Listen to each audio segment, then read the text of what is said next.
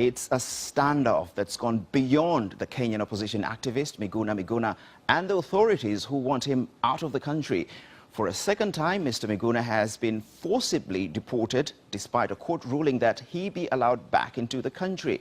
He's now in Dubai. This deportation defied a clear instruction from the Kenyan High Court demanding his release. Now, one judge has decided a line has been crossed and has fined 3 senior government officials, including the Interior Minister, for failing to obey the court. Alistair Lithet reports from Nairobi. An opposition lawyer the Kenyan authorities feel they can do without. I'm not going. I'm not going. Where are my luggage? Where is my passport?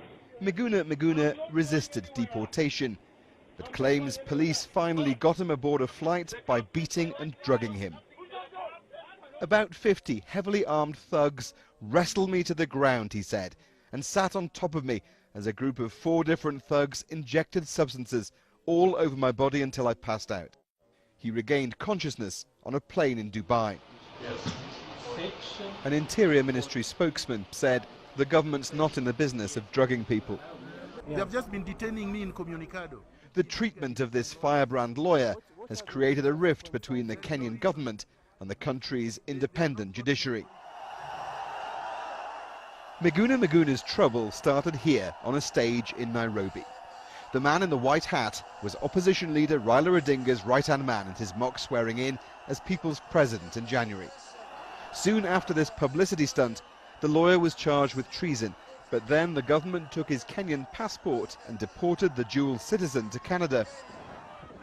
But the courts ruled this was wrong and ordered he be allowed home. He arrived this week, but wasn't allowed through immigration. There were complaints of the media being attacked while covering the story. And now a judge has convicted the Interior Minister, Police Chief and Head of Immigration with contempt of court. It's just the latest case of the government ignoring the courts. The legal fraternity and the whole country has become increasingly concerned with states' blatant disregard of lawful court orders as witnessed over the last couple of months. It was hoped a recent agreement between President Kenyatta and opposition leader Raila Odinga would resolve political differences following last year's disputed elections. The time has come for us to confront and resolve our differences.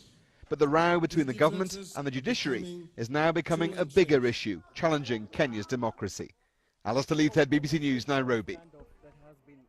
Now joined by Edgar Kavulavu from the Human Rights Protection Program in Nairobi. Edgar, it's not the first time that the Kenyan government is disobeying court orders. What does this mean for the rule of law in Kenya? It means that the rule of law is degenerating in as much as there is separation of power between the 3 arms of government. It's very important for the executive to obey court orders. It sends a very negative message to citizens when top officials are unable or unwilling to obey court orders. In this particular case, the government could argue that it's dealing with someone who is actually breaking the law. 2 wrongs don't make a right. There's a lawful process that can be followed, and the government must follow that process. The manner in which Miguna was handled by the state officers, the manner in which the journalists were handled by the state officers is inhumane. So the government must follow the law. It doesn't have to break the law to enforce laws. Should this disregard for law continue, what could it mean for Kenya's democracy? It means that Kenya's democracy is dwindling. A lot of effort has been put in ensuring that we have a strong democracy, but such efforts such as this one close back on the achievement that was made as a country. So whatever is happening to Miguna is a very bad sign to the democracy of this country. But we're seeing pictures from the court today, and were you surprised to see the opposition leader Raila Odinga in court today on this particular matter? Well, Raila stood in solidarity with Miguna, and one thing I will say for sure is that Raila wouldn't stand for the humane acts meted on Miguna.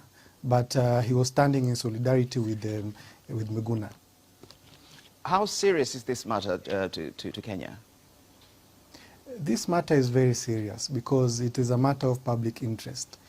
It would have been any other citizen. When one citizen is deported in such a manner, it shows that the government does not respect human rights. This matter is very serious and it's a matter of public interest. Edgar Kavalavu, many thanks.